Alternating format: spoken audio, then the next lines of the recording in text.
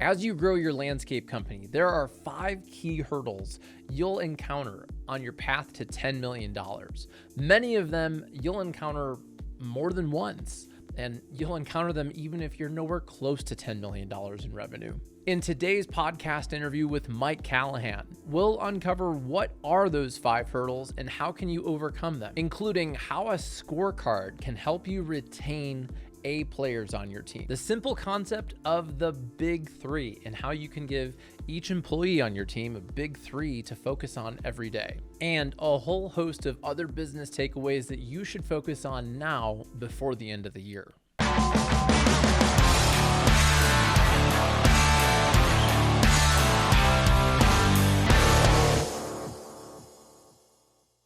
Hey everyone, Jack Jostes here, and welcome to the Landscaper's Guide podcast, where we share sales, marketing, and leadership inspiration for the snow and landscape industry.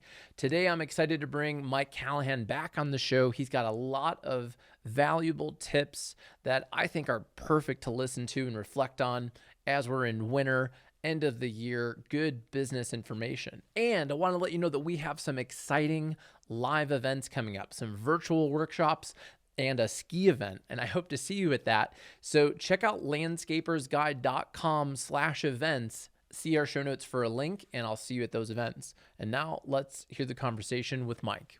All right, everyone, welcome back to the Landscaper's Guide. Today, I'm excited to bring back Mike Callahan. He's the CEO and founder of Simple Growth. He helps people, his company helps people with CRM setups, marketing automation, and they also have a coaching division. He is a repeat guest. We interviewed Mike in March of 2021, right after we launched our show. And that was on how to automate your landscaping sales process and avoid business owner burnout. So see our show notes for a link to that episode. And today we're going to talk about 5 growth hurdles that businesses experience between 0 and $10 million. And Mike has personal experience with this many times. Mike, what else should we know about you that I haven't already said? Yeah, just kind of a quick background. Started actually a lawn care business in the early days in high school just to pay for that car insurance and buying a car. Parents instilled some really good work ethic. Long story, really, how we got our purpose here is we help business owners take their life back from the business in the lawn care industry. After going through high school and college, looking at all the influencers, I thought in the local industry at that point, back in 95, 96, YouTube really wasn't a thing. Probably date myself. Going on and getting all the content that you're providing and on the different YouTube channels didn't really exist. So the only way you actually went out and found a business to model after was usually in your local market. So I looked at all the guys and girls running these companies, multi-million-dollar companies I thought were really successful. There was one common piece, Jack. They all had all the chaos of the business coming at them. They were fighting fires. There was definitely no cell phone free vacations at this point. To compound the problem, I went and took 5 years of college at a college called RIT and did business management. Through some of the entrepreneurial classes, these business owners, one of which owned multiple supermarkets, was literally working a cell phone in between classes or breaks because chaos was going on. So as we got to basically at 5 years of college, ending it, I had 2 to 3 full-time crews mowing out while I was out in school, and had basically built a business that the way you probably should have built it is that business was running without me for the most part because I was full-time college student, a trimester system, which was really heavy on the academics. So I got to the end and had a conversation with my folks. I said, man, do I go my corporate route or do I go this lawn care route? Obviously, you can guess the route I went. Was probably making at least 6 figures profit in the lawn care business at that point. So I was kind of looking at it from a financial standpoint. Why would I ever want to go to the corporate place and make 50, 60 grand at best going in?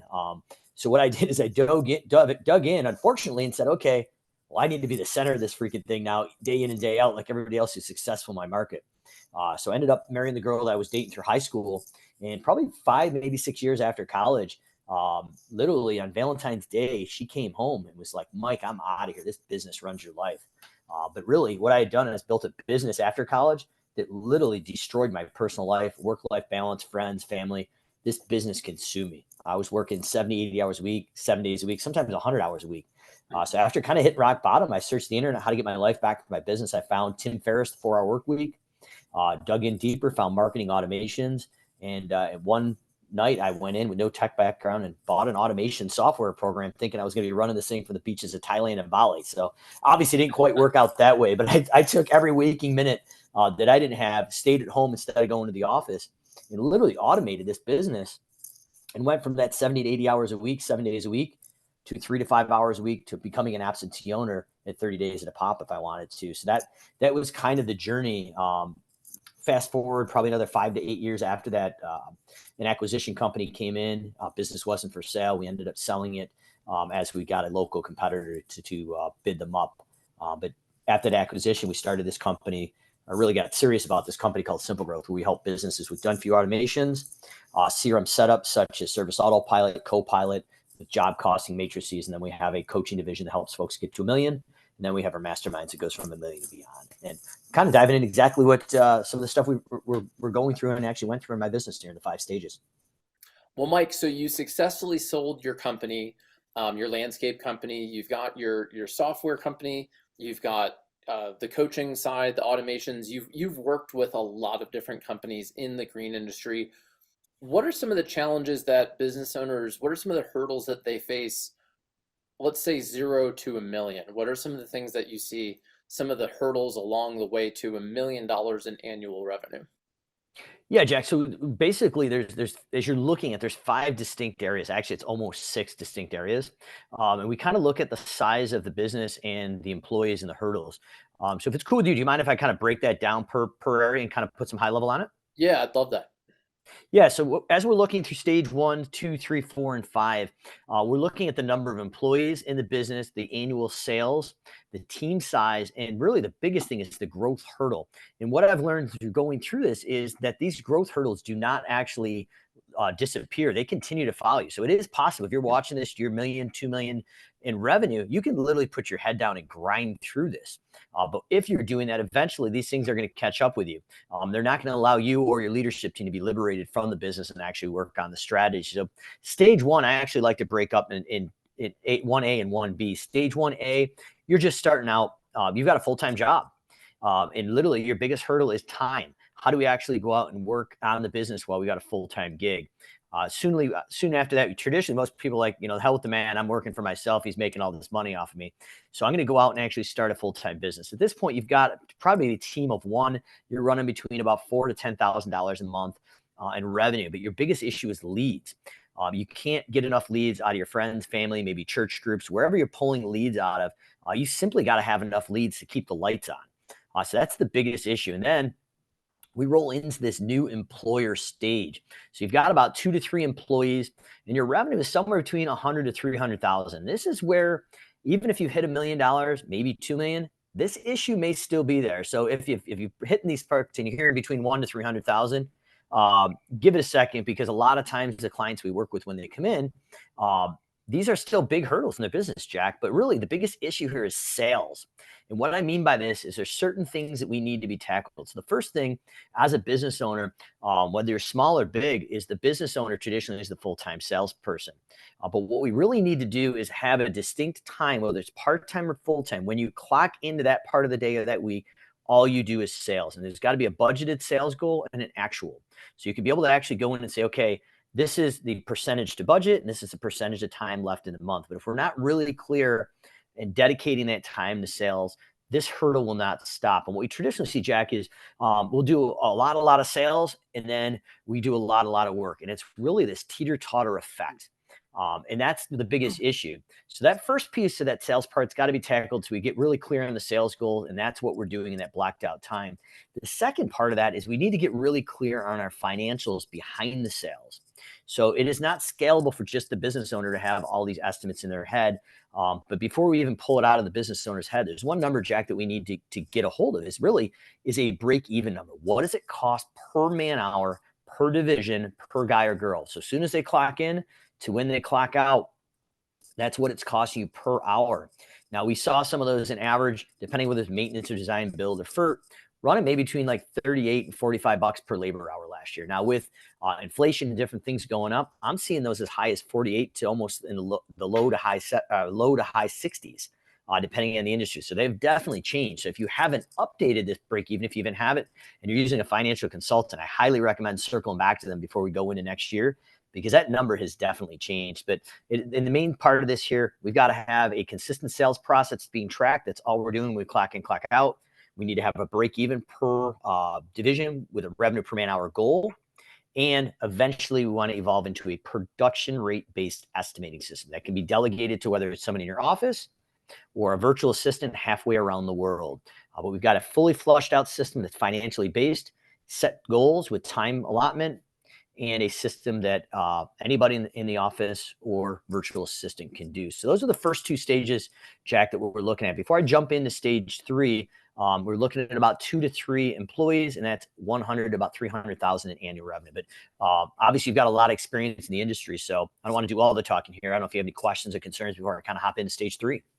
Well, I like what you said here, and one of the things that I think happens, especially when you grow from the stage. I went through this in running my own marketing agency of going full time and then bringing people on and not knowing your break even numbers is I think what causes I think it's something like 96% of businesses go out of business in the first year. And largely it's because they're not making any profit at all. They don't know any of these numbers. So I'm just more so agreeing that these are on point ideas and challenges, and the sales process, the repeatable sales process is something that we help people with all the time. And I like how you said getting to a production rate estimating system that anyone can do, because a lot of times people listening, they say, oh, I'm the only one who can do estimates. Maybe you're the only one who is doing estimates, but doesn't mean you're the only one who can. When you have a system and when you have your numbers shared with your team. Yeah, 100%. I just did a talk. We're kind of in conference season or coming out of it here. But I did talk a keynote for a little over 500 lawn care and landscape companies. And literally, it's like show of hands of how many people actually know that break even number. And I'll tell you, Jack, for a little over 500 people, if I could have counted maybe 20 people in that audience, that would have been a lot. So it's a scary reality. And really, if you're looking at this or listening to this, it's almost the analogy of playing Russian roulette with your financial future, your employees, your family, and eventually, that chamber is going to be loaded. It's going to get you right in the face. And in the early days after that divorce, I talked about, we stopped running the numbers and being really accurate with the numbers. We shifted almost to a bank account balance. And that summer, if we had 120 to 150,000 in the bank account, that was normal for us. But normally we'd be running the QuickBooks budget versus actual. The issue there, Jack, is we were running those cards weekly, and the payment was coming in before the bill. So I ended up losing $75,000 to $80,000 that summer, and it was too late. But that's the scary thing that can happen. If you don't know those numbers and you're not tracking them, you're putting yourself and your employees and your family at risk. So that's why I'm really so passionate about getting these foundational pieces in before we go to scale. Well, and I think it's something like you said, I think maybe even before we pressed record, that big businesses need to know these numbers, and they're a moving target. So you're never really done calculating this number.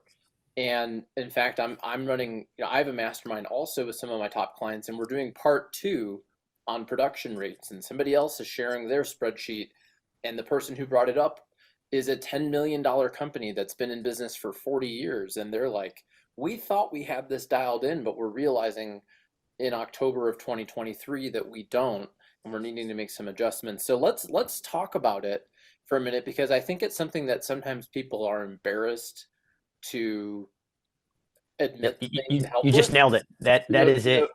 And and maybe you lose sight of it, or you haven't looked at it in a while. So let's kind of just dig into the break even point. How do you figure it out? How do you get your people to figure it out and like really know it and make it meaningful? Yeah, so let me preface this. I would highly suggest getting an industry professional, Jason Cupp, Jim Houston, just to name a few. This is all these guys do day in and day out.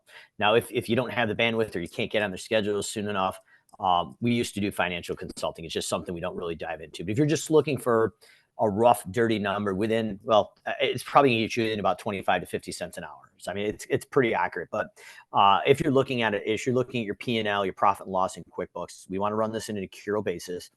First thing I want to know is what's your total expenses. and there's going to be an expense line up top, your COGS account, your cost of goods sold. It's up top and the bottom, top of the P&L. Scroll all the way to the bottom. There's an additional expense. That's your fixed general administrative cost. You're going to add those two together, Jack. Up top in that COGS account, again, you're going to have your total expenses. So you're going to have your labor, you're going to have your materials, and you're going to have subcontractors. So what you're going to do is go literally take your total expenses and back out your materials and subs. And then we're going to divide in our total production just in the field. That's going to get us our break-even number. Now, the piece that most people forget or don't look at is the debt service, our long-term payable loans. That's going to be this kind of the silent killer that nobody talks about. That's living on your balance sheet, Jack. So what I recommend once you do that is actually go over to your balance sheet and add back in to your expense line what your debt service is. So you're going to really have your total actual break even. So once again, if you're kind of going on a high level, we've got our total expenses from your COGS and your bottom line, G&A expenses. That's going to be your total expenses. We're going to back out our subs. We're going to back out our materials. And then we're going to add in our debt service. And then you divide that by your total production in the field. That's going to get you a pretty close number without spending 5 to 6 hours with a financial consultant if that's something that's not in your budget. Well, so one thing when you're doing this exercise that I think is important is looking at a date range with complete financials. Because like you correct, the rolling 12. I don't think we mentioned that. We haven't mentioned the rolling 12, but like you said, in that summer after you got divorced and stuff, you were looking mainly just at your bank accounts, I think. And if a customer had paid or not will impact things quite a bit. Or if the timesheets are in. Or basically what I'm getting at is I think you have to look at a date range in the past where you're certain that all of the expenses from a job, all of the material costs, the labor, things like that. Because I know that some people, they're not super timely with this. And if you're missing, I don't know, big, material costs from a project that you haven't paid for yet, or things like that, that can give you some bad data. So like how much data? So it's like November right now. Let's pretend that I wanted to do this to kind of get clear before January. Should I look at January through October 31st? Would that be? Yeah, that's going to probably be close enough, but probably a rolling 12 because you're going to take a snapshot of all 12 months. That rolling 12 would like capture that whole area. So if there's any seasonality or issues there, it's going to hopefully catch some of that seasonality as well. So but what you hit on is you want to make sure the numbers are in there. That's for sure. Right. So rolling 12 meaning looking at it from October 22 versus through October end of October 2023. Correct. And to your point, we want to make sure everything's reconciled and job costed up through those months. So we want to take an accurate snapshot where everything's in there.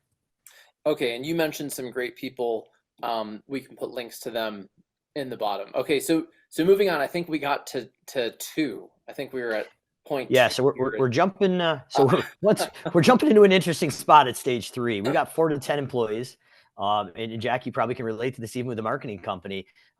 First problem is service. So we've got now the business owners hiring people that they don't know. And based on a team of 4 to 10 people, those people that you don't know are actually out in the field doing the work, and you cannot physically supervise all of them. So how do we set up simple services that are repeatable and can be delegated to other people on your team? So when we go to set these softwares up, I think that the record is about 250 services that I saw in a software that they're literally trying to do. So we really want to get it down to maybe 5 gateway services that we can sell over the phone or through our website. And at maximum, maybe 5 to 8 services that we're upselling off of. We want to create a simple, scalable business. As you get bigger to 2 to 3 to 5 million, you may offer, upload or, expand the service offering. But at least to get to $1 million, what I've found is the quickest way to get there and the most profitable is creating a very simple, scalable business. And when we've got going out and hiring guys and girls we don't know, and they're doing the work by themselves, simple the service, the easier is to train and keep quality. And then to compound that, marketing. So now that we've got our sales system put together, this is kind of right in your wheelhouse. We need to be able to go out and create consistent, predictable client acquisition through marketing. So Jonathan Potoshnik of the Lawn Care Millionaire, co-founder of Service Autopilot, gave one of the most eloquent analogies, Jack, that I still use today, but I got to give credit where credit's due. But imagine we had this imaginary vending machine here. every one of your ideal clients is just sitting there, your perfect client avatar. And you knew for every $150 you stuck in the top of that vending machine, that perfect client kicked out consistently. How many $150 would you stick in there? As many as you probably could. But the idea is we need to be able to know what our client acquisition cost is per marketing source. So if I put $80,000 across 3 different marketing sources, each one of these should have a certain return of leads and a certain closing ratio, a percentage. And that's going to net out a client acquisition cost. And eventually, if you have enough data and good data, we can know the client lifetime value. So what we'll find out when we've got those different vending machines, not all leads are created equal. So if we have one from HomeAdvisor, it might cost you $30 to get a new client.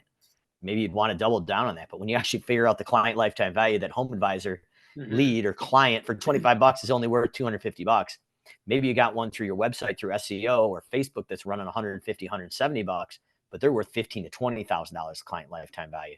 So it allows you to give you a full picture of the return on investment and the acquisition cost. But that's going to be our stage 3, 4 to 10 business, or 4 to 10 employees, about $300,000 to $1 million. We've got one main team for management, and marketing and service right now is your biggest growth hurdle. I like that. When you're talking about getting to $1 million profitably and having 5 gateway services and 5 to 8, upsells, how often do you see landscape companies offering too much, meaning they're going outside of their core service? And how do you handle that? Do you coach people to stay away from doing that? Or I think there's that temptation that, I'm growing revenue, I want to offer all these additional services. And that is a great way to grow a landscape company in some ways, if you're staffed well and if you have the services, but also it can create a lot of chaos. And if you don't have your estimating dialed in, if you don't have your services dialed in, you can just be losing money even while you're making revenue. Yeah, it's that complexity. It's slowing you down. And as we talk about our stage 4 and the percentages of small businesses, not even lawn care business, to get to $1 million, there's a reason. But if we get a real simple business going up and eventually expand it, that's going to be the key to it. But it's not unusual. So we do several hundred software setups on Service Autopilot, Copilot, to mention a few. But I would say the majority of them, Jack, come in with way too many services. They're average at best in a lot of things. And they don't even know if they're profitable. And then what it's doing is the services are really good at that are simple. The non-profitable ones are actually diluting that. And it's just literally hindering their growth. And when you're going out and hiring these people you don't know, the complexity of some of these jobs is creating it an almost impossible thing with a business owner. Like the early days that I told you, I had to be on every job and I had to manage and micromanage stuff. That almost lends itself to have because you've created such complexity. Yeah, so staying focused on what you do best and then adding on, I don't know, there's no right or wrong time to do it. I think it's when your business is ready, but I don't know, how do you figure out when you're ready though to expand beyond those initial Yeah. services? The ones we're seeing successful is about a 1.5 to 2 million. They've got the core gateway services they're downselling to, and then upselling the ancillaries to double and triple the client value. Jeff Dominic, who owns an equity group called KeyServe, we do a lot of work with KeyServe, and one of the talks that Jeff gave to our group when we were talking about it at a site tour down at Della Casa in Mooresville, North Carolina, is Jeff traditionally likes to see the acquisitions, the best acquisitions are getting up to that $1.5 million to 2 million, and then they're coming across and cross-selling or upselling that client base. But from what he's seeing in his experience, and I can say it's almost identical, is that $1.5 million to 2 million till they get to it, because it's almost, can you afford a new division manager of this division you're building? And if you can't, that's probably not a good time to add it, because what you're almost doing eventually, depending on the makeup, whether it's maintenance and construction or design build, you're adding almost a mini little company underneath that umbrella. But it really, the companies that we're seeing grow really quickly and very profitably have a very simple scalable service makeup. The third challenge was really around service and marketing. What's the fourth? Yeah, stage 4. So we're breaking that magic $1 million mark. We've got about 11 to 25 employees, maybe a couple more employees if you're a maintenance business, because you're going to be a little more labor heavy, which would be obvious there. But 11 to 25 employees, 1 to 3 million in sales. And your team size is really going to be multiple teams and leaders in the business. But as you're going into it, if you've broken that $1 million mark, take a minute and really enjoy it, because you've broken literally the top 3 to 5%, really close to 5 to 7% of all small businesses in the United States. And that's just not lawn care landscape. So you're really an elite business here, but you're facing a whole new set of problems around people and systems. So if you remember in stage 3, the business owner is going out and hiring people they don't know. Well, now at this point, the people you've hired that you don't know are going out and hiring people they don't know. So it's a big issue there. And between 11 and 25 team members, maybe a little bit more on the maintenance side, we've got systems that we need to build in. So we've got these people that we don't know that have hired the people they don't know. What are the hiring systems? How do we go out and hire, train, and fire to core values? How do we get really clear on our mission and drive that through the process? How do we go out and build internal systems for scheduling and billing and all the things that need to be done at scale? Because at this point, the business owner really should be empowering the leadership team. So how do we build the systems that evolve without the actual business owner themselves? And that's kind of where we get to the core of it. Once we get to stage 5, I'm going to suggest some of those hurdles from that 3 to 10 million growth company is running about 26 to 100 employees. But what you're going to find there is in that stage 5 business between 3 to 10 million, your biggest growth hurdle is leadership and culture. And what I'm going to suggest, at least in the last few years I've seen, leadership and culture is generally shifting over to stage 4 and happening before we get to stage 5. And the reason why I think that is the labor market. It's really hard to go out and hire and retain A players. And the only way you retain A players, in my opinion, is getting really clear on a purpose. So at Simple Growth, we help business owners take their life back. Everybody on our team drives that one goal. It's customer focus around that purpose. There's nothing we do that doesn't add to that purpose. And then we've gone in and created a culture. And this is the same exact thing we did in the lawn care company. So we got really clear on these core values.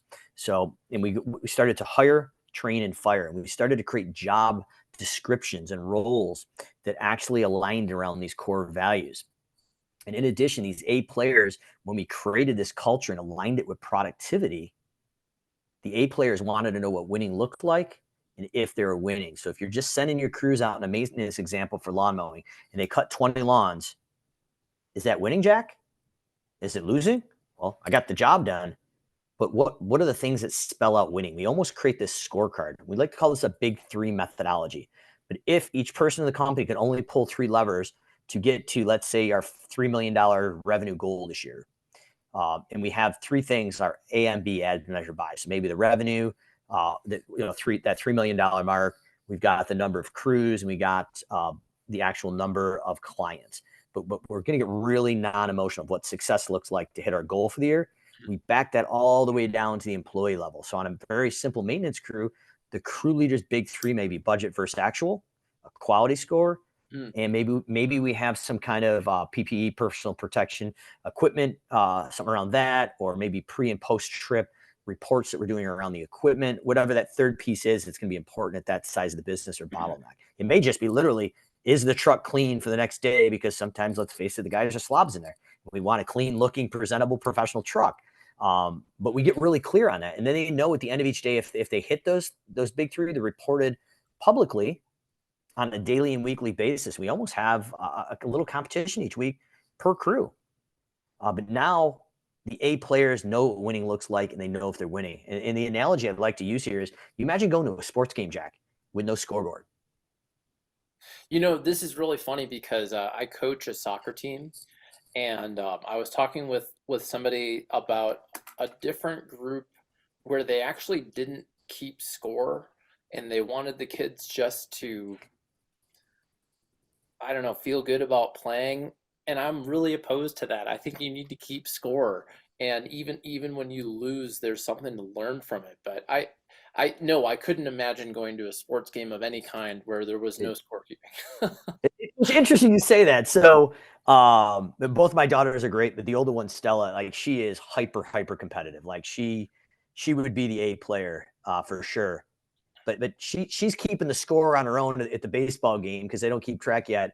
And she'll tell you exactly what the score is at the end of the game. And she's really excited they won, or she's pissed off. How do we get better and beat them? But like, I think it's natively built into these A players and athletes to Yes. keep the score. And you're going to literally push them away if your culture, if your business doesn't have a culture and productivity that align. And really, the best thing that your employees can say is, I'm clear. Did I win? Did I lose? I agree. Here's fair compensation, and this is what I'm getting compensated for. The clarity is so important. And I read a management book. I'm not going to say what it was. I'm not into it. It doesn't matter. But I read a management book, and I really disagreed with it because this company said that they don't have goals and they don't like setting clear goals. And I was like, this is nonsense. This is like, I just had this reaction to this book. I was like, this is garbage. And when I looked that company up on Indeed and Glassdoor, they had scathing reviews. So this was a very large company with a terrible culture, terrible retention. Their employees did not like working there.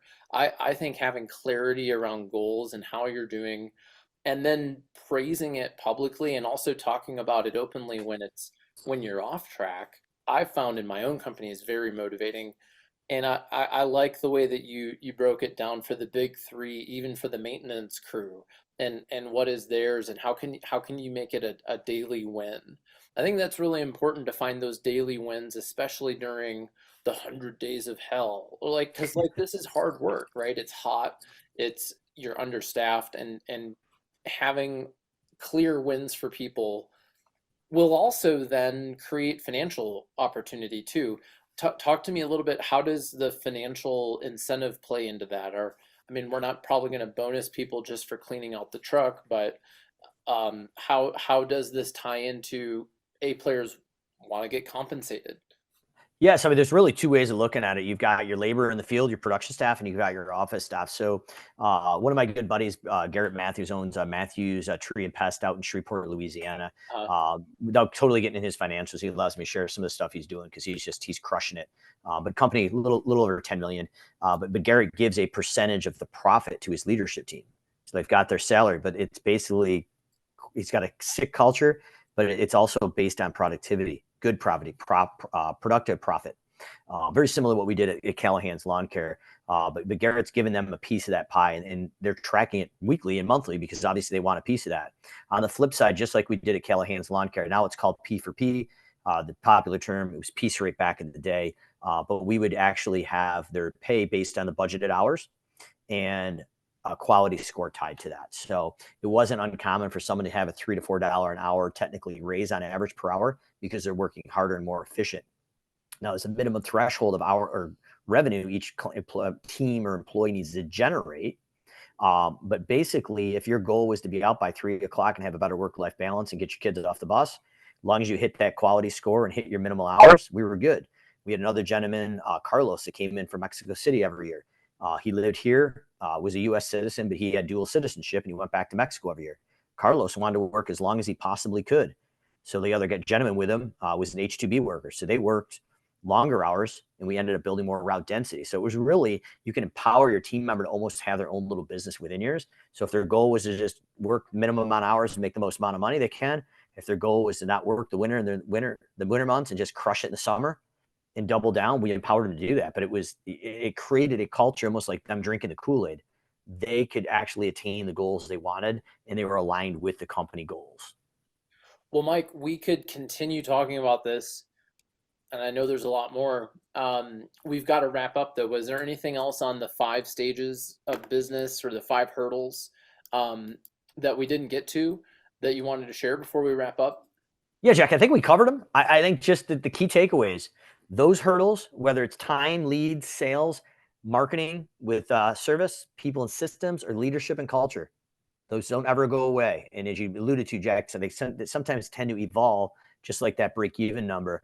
But if you haven't gotten really clear on your financials and put that into place and updated that for next year, that would be my biggest takeaway. Get really clear on the numbers, run a non-emotional business, and continue to watch and consume this content because we want to go out and outlearn our competition. And that's the key, is continue to develop as a leader, because the leader you are today is not the leadership skills you're going to have at 3 to 5 to 10 million. So we need to go out and continue to improve ourselves. And as we grow a larger team, we need to continue to improve our leaders, because what got us to one point, skill set wise, is not going to get us to the next. So we want to teach those folks up or eventually replace them if we have to. Well, and on that note, I talked with one of my clients who has grown beyond 10 million. And one of the things that he said was the hardest was about the people, and realizing that some of the people who got him from 1 million to 1 million were not the people to get him to 3 million. and from 3 to 5 and from 5 to 10, and having to graduate some of those employees or find different rules for them.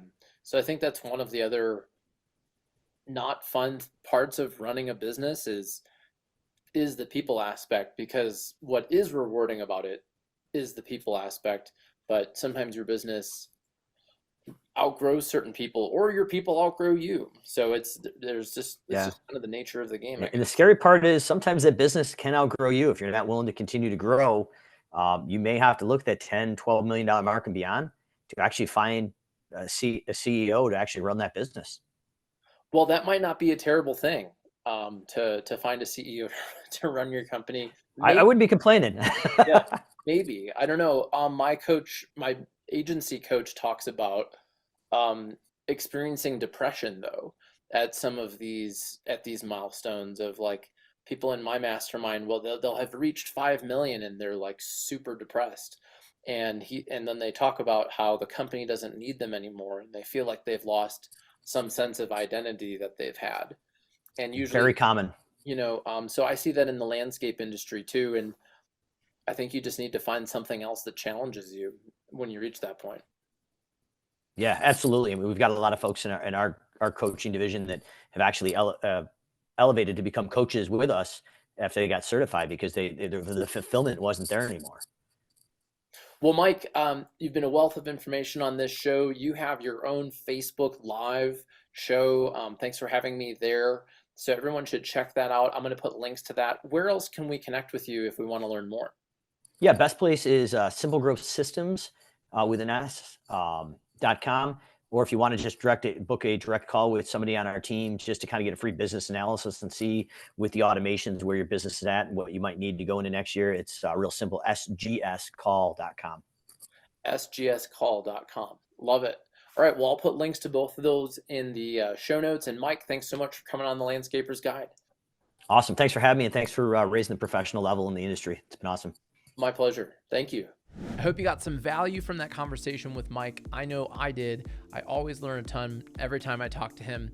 And I'm a big fan of having a scorecard. We have a scorecard at Ramblin' Jackson where we're measuring everything, but only the most important things. So we're measuring a lot, but we're able to look at that scorecard together as a team and see what's on track, what's off track, who's at capacity, who's under capacity that may be able to help out when another person is over capacity. So for me, that scorecard gives me a lot of insight into my company and can't imagine running mine without it. So that was just one of the takeaways that I wanted to share from this. And the other one was around sales process. Totally agree with Mike around sales process. And one of our goals at Ramblin' Jackson is to get the owner out of sales. And we have some workshops designed to do just that. So check them out at landscapersguide.com/events. I hope to see you at one of them.